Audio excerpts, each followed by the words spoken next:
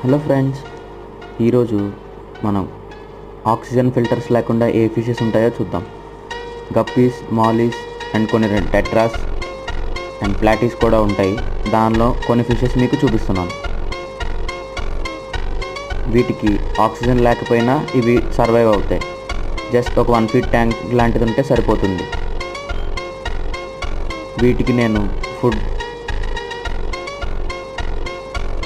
టెట్రాబైట్స్ and guppy bytes ఇస్తున్నాను. ఇవి micro pellets అంటే సింకింగ్ పిల్లెట్స్, అంటే